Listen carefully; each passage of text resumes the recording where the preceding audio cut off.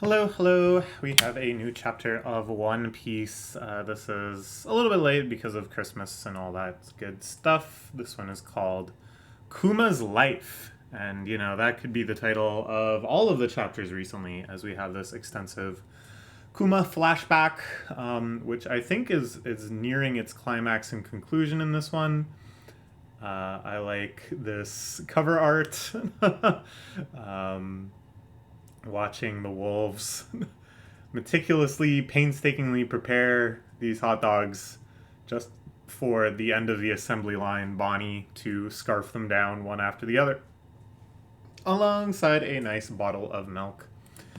Okay, so we have seen Bonnie set sail in quest for her father, realizing that she was deceived and that basically absolutely everything in her life had been a lie up until this point. She is now the captain of this motley crew. Fleet-wide order for their arrest, leaving a trail of injured seniors and children in their wake. Only scum would do such a thing. That's pretty funny. Yeah, I mean, even if you're familiar with Devil Fruit, Bonnie's fruit is like insane. You wouldn't necessarily realize that that's somebody's powers. On the outskirts of town. Okay, so Bonnie is still human. Kuma is still human. Kuma still has his humans and emotions and memories and stuff, warping away from Bonnie at all times, not allowing himself to make contact with her. I'm gonna look for Nika too. So excited when I tell him we saw Nika back at that island. And then, coincidentally, not coincidentally at all, we cut to Luffy's adventures at this time. This is the first time, often these flashbacks will have cuts here and there to other things happening in parallel. This is the first time that our main protagonist story, the journey of the Straw Hats, has been the parallel story that we are cutting to for context. And is this a coincidence? No, it is because Luffy himself is in fact the reincarnation of the sun god Nika. He gets his first bounty. Classic. Our classic outfits and character designs. Ooh, and this is when Dragon decides to go to Roguetown. This has been something that, like, it was explained somewhat later by, oh, yeah, that turns out that's Luffy's dad, and that's why he helped him out. But it was still, like, a little strange. Like, why did he go help him out? Did he know? Whatever. Like, I personally subscribe to the theory, and I shouldn't really say subscribe because I just kind of independently thought this, but I think other people independently thought this too, that Dragon actually had been helping Luffy out in a few ways up until this point. Because there's, in like chapter 2, Luffy is about to get swallowed by a gigantic whirlpool, but then miraculously he pops out unharmed in a barrel and washes up with, Kobe, and Alvida and them, right? And I always thought that's kind of sus. Maybe somebody who can control the weather. And of course, Dragon saves him from Smoker right at kind of the climax of Loguetown. But who made the lightning come down and hit Buggy right at that moment? Was that really just a coincidence? Was that really just some miracle? Or is there some dude with the power to control weather that has been doing all of these things? And that was my theory when it was revealed that Dragon was Luffy's dad. But I don't even know if that's the case. Telling Jinbei about defeating Arlong. And of course, Kuma interested as well. Both of our children are pirates. This is kind of neat. Yeah, Bonnie and Luffy in many ways had this like parallel adventure. They were motivated by very different things, and their childhood was very different, obviously, but they both set out to sea around the same time and made themselves known Steal whatever you want from bad guys. Don't help other people unless they need it. She has the same kind of morals as Luffy, a sort of exuberance and greediness, but backed by a definite black and white moral code of some people are not good and therefore their property is forfeit. This is why she has weird lipstick and her piercing on her cheek. So Daddy can recognize it's me, and he'll definitely know. Jewelry Bonnie. Of course, he already knows. You're already famous enough.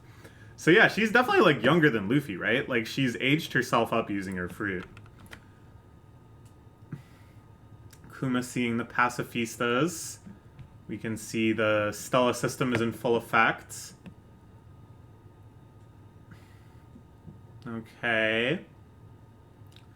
The boy who declared war on the world government, that's Luffy, obviously, before he annihilates Ina's lobby through various things. Man who challenges the government with the power of rubber. Almost like Nika, the figure I admire so much. Yeah. Now we see the incident on Thriller Bark. This, of course, the first appearance of Kuma proper, the first real interaction we have with him. So sick, dude. I love that part of Thriller Bark. And it's like, that was when I was first getting caught up with One Piece, right? Like, it has a very special place in my heart because that was when the marathon catch-up of chapters finished. And I finally was reading week by week. Was near the climax of Thriller Bark. And that moment where Nami forgets that she saw Kuma and freaks out and realizes, like, no, the threat isn't over. Like, there's still something terrible happening here. There's someone super scary on this island. Is so good. Just the way he's blinking away people. It's crazy. And this amazing moment. One of the all-times. We've seen basically these exact panels before, spread out more. You know, this is like a chapter's worth of panels or more. The "you have exceptional friends" line, very good. So yeah, Kuma still was not a robot at this point. He wasn't being enslaved by the government. Okay. A banner man of the new era. I don't know the phrase banner man, but okay. Ace being executed. The war with Whitebeard being declared. And this, of course, is where Kuma and Bonnie intersect somewhat. He shows up. Seeming totally weaponized, but of course still retaining his personality.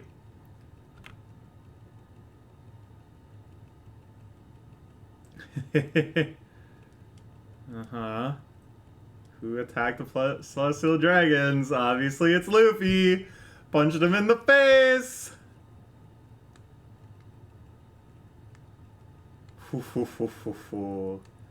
He's inspired by Luffy's crew. Yeah, this is the real one. I leave behind the mark of my existence in Bonnie and the future of this boy. Yes, yes, this is the most benevolent thing that anyone ever did for them. Sentomaru and Kizaru would have just obliterated them had Kuma not pawpawed them away. And it's so crazy, you know, that Kizaru and Sentomaru are the ones that are here. Like, the ones that... It makes sense because they're involved in the Pacifista project, but it's like... They're the only ones that probably recognize Kuma's true intents here. And they just kind of let it be as it was. Be the man who saves the world. Goes out of control beyond the range of receiving commands. Who will stop him and how? I don't know, Vegapunk. Just do this shit surreptitiously. Do you think these old farts in the government can tell if you secretly implanted a secret neural pathway or whatever? There's no sense arguing with them. Just do it. But this is scary. The self-destruct switch, I think this is going to come into play, and it's going to be heartbreaking. The Kuma's going to finally make it to Egghead, trying to save Bonnie, trying to fight off St. J. Garcia. We understand the truest extents and limits of his power. And just when it seems like he'll be able to fulfill this secret, ultimate revolutionary destiny, hits the self-destruct switch. And it's so tragic, this unfair advantage that they have over him, that in the end he was betrayed, of course, by this sacrifice he made, by this deal with the devil. Ooh, I think that'll happen, and I think that's gonna suck. I'll leave him any free will. I too am a scientist, you can't deceive me. Okay, well, alright. Well, they covered that. Vegapunk just can't do it anyways, because St. J. Garcia could tell. Fair. Supersonic hearing. Okay, this is when Kuma becomes totally enslaved to the world government. But we know it's not true. See, I thought Vegapunk would do it surreptitiously, because we know it's not true. We know that Kuma acts of his free will on many occasions after this. He protects the Straw Hat's ship. He just now is flying over to Egghead in order to protect them. I think there's some other small moments too where it's clear that he's doing things against their will. Those are the two major ones, obviously. Fighting against the Whitebeard pirates. Mass deployment of clone soldiers.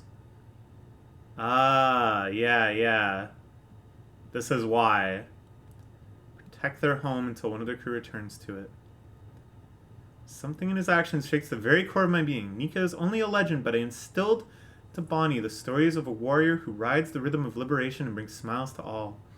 There is a hero who will bring a great transformation to this sea. I think it must be him. This is true. Making a bet on a pirate as a revolutionary. It is strange. Quite the dark horse. It's like, you can really see the scope of what Luffy achieved in this condensed flashback. You can see how it appears to Kuma, his observations, their interactions, how this idea of Luffy is forming in his mind. But at the same time, it's like, he hasn't accomplished the feats of Roger, say, or Whitebeard, or Zebek, or all of these other, like, major figures in recent history. You can see why it is still a dark horse in Vegapunk's mind. It's quite interesting, you know, like the sort of middle ground that Luffy occupies, where he clearly has all this potential, and he's clearly full of this revolutionary power, but it's not, like, obvious. Like, it's not obvious if you're just Kuma, if you're Vegapunk, if you're just somebody who reads the newspaper. It's not obvious that this guy is the protagonist of the world, because there's a million other people, well, not a million, but there's, like, dozens of other people. There's a whole worse generation out here doing similarly outrageous things, right? Like, I don't know, I think that's just, like, really well done. That's, like, really good world building. Just kind of being able to see the protagonist from this perspective and understand how other people must be thinking of him in the context of this story that's full of outrageous pirates and outrageous feats and histories. I don't know, it's very exciting. Provide me with my material for scientific research. Vanish once touched. Let me just see inside without contact. Oh, so when Bonnie just jumped into it, she eliminated that copy. She eliminated the only copy that exists of Kuma's memories, I think. Which, like, practically speaking, I don't know if it really matters that much. But emotionally, it's quite touching, right? She inherited her dad's story and his will, and she's the only one now that knows this true history, that understands exactly what all he went through. It's my life. How much of a nuisance was I in the end? What is life but being a series of nuisances? Oh, I love that. What a great line. I love the word nuisance, too. My dad, as a kid, my grandparents had a dog called Nuisance. I think that's such a funny name. And here we see it in the most miniature of miniatures. Flashes of Kuma's life. People calling out. Wow, it's rare that One Piece becomes this experimental with paneling and presentation and stuff like that. It's only on really rare and special occasions does Oda go for this. And we know that this is the end of Kuma's memories. Like, this is the highlight reel that he leaves for himself as his memories are being transferred out into the little memory bank thing. This is it. This is what Bonnie saw at the end of her little viewing. Your death is a nuisance to every person who's ever known and loved you. Listen to me, Kuma, and listen good. You are a hero to Bonnie and to us all. Wow. This is just so amazing, because it's like we knew this moment existed. For a long time we've known this moment existed, that Kuma gave up his humanity and became a tool of the government. And there's no real surprise or twist here. There's no other layer to it. It's exactly as we would have expected, but it's built up so much. It's so intense. I love how Oda draws people crying, man. It makes it so ugly. There's no lightness to it. There's on other panels in this page, there's this serenity, this kind of poetic loss and sadness, but then Vegapunk just snot and tears pouring out of him.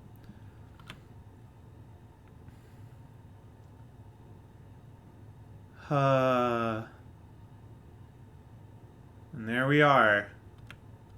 We've arrived back in the present. Very nice. Very good. The story of Kuma is completed. It's just amazing. Like, I think this speaks to Oda's writing ability a lot.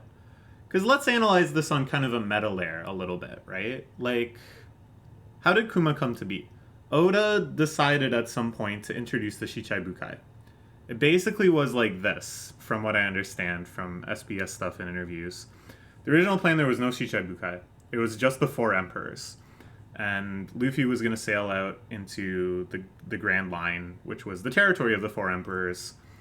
And basically the first major arc was taking down one, stepping up into the role of one of them, battling the other ones, getting to One Piece, right? Which is like laughable that it would be that simple. But the series got a good momentum going, and Oda realized he could tell a much longer story. And it was at that point he kind of shifted gears and introduced the Shichibukai, which was way back near the start of the Fishman Pirates saga, right? Because Arlong is introduced in the context of Jinbei, and then they mention that Mihawk is one of the Shichibukai as well. And then there's this idea that they're all animal-themed, and then I think the next major development with them is after the defeat of Crocodile, when they show Doflamingo and Kuma coming to the big meeting of the Shichibukai, right? That's the first appearance of Kuma. Oda's probably like, well, what other animals can we do? We got this really flamboyant guy who looks like a flamingo, and he's really sadistic and crazy. So then in contrast, we'll have some guy that's like very stoic and quiet and detached and resolute, and he's going to be a big bear, and he's going to carry a Bible, because I'm smoking crack, I'm Oda, what do I care? He's got a Bible.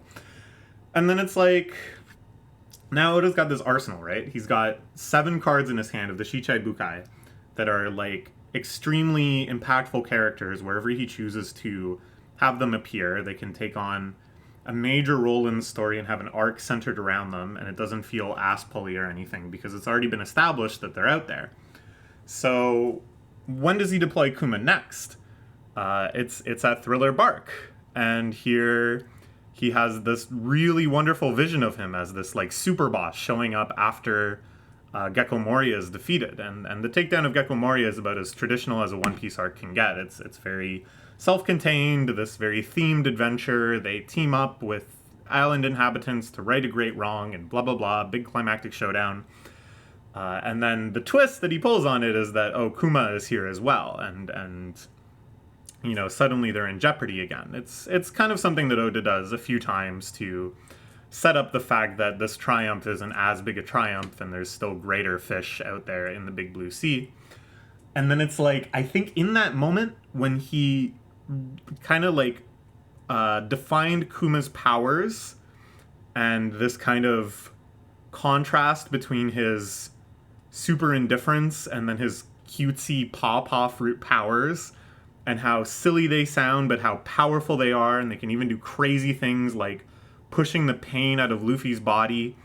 And then there's that tremendous heartbreaking scene of Sanji and Zoro trying to take on Luffy's pain.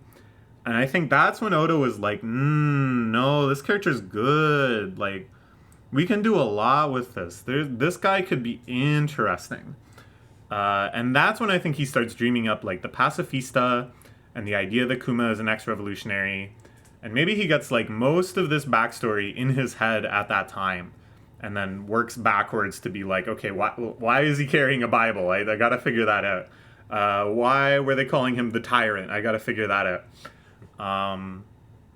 Yeah, I don't know. It's, like, pretty interesting the way Oda gives himself breathing room for these characters to have backstories and expand and be really significant. When at first, you know, I don't think anyone can doubt he was there to, like, contrast Doflamingo. He was there to show the breadth of the Shichibukei's personalities and how they related to their responsibilities. What a good writer. Dude, no one understands shonen world building more than him. It's amazing, dude. Poor Bonnie. What's gonna happen next? Brother, they are so fucked. Luffy already spent Gear 5. He's wilted. Kizaru is, like, down, but not down for the count, probably. Lucci and Kaku are actually probably very strong. Like, strong enough that only Zoro and Sanji and Jinbei have a fighting chance against them. The Pacifista are gonna switch sides again. And Saint J. Garcia, who might be, like, one of the strongest characters we have ever witnessed in the entire series, is there. I don't know, man. What can get them out of this? Let's speculate a little bit now that this flashback is over. Where are we going to go from here? I think this is going to be another runaway type arc. It's not going to be like a victory, but instead very full of sacrifice and hardship retreat. They're going to escape off the island, barely, and head to Elbaf, where they're going to get access to the Lost Library of Ohara, learn a whole bunch more between Saul and Vegapunk and library lore dumps, and then that's when we start gearing up for, you know, our next big finale type arc. But I think this is just going to... Because I kind of said for a while, like, it seems like the ultimate endgame is going to be every good guy versus every bad guy type war, right? And that it seems to me the good guys are a little stacked right now. So we need to start feeling like the good guys are on the back foot. We need to establish some overwhelming power differentiation so that it feels like the good guys are going to have to pull off something miraculous to defeat the world government. Oh yeah, they're so cooked. There's like 80 battleships surrounding Egghead. What's going to happen? I think Kuma's going to show up and do a lot. We're going to see, like, the true extent of his powers. But, like it was hinted at here, St. J. Garcia can just go, Kuma off. And then he blows up or whatever. Crazy stuff. Okay, I'll catch you. I think there's no chapter next week because New Year's. But sometime in January, we'll read more One Piece. Phenomenal. Good shit, dude.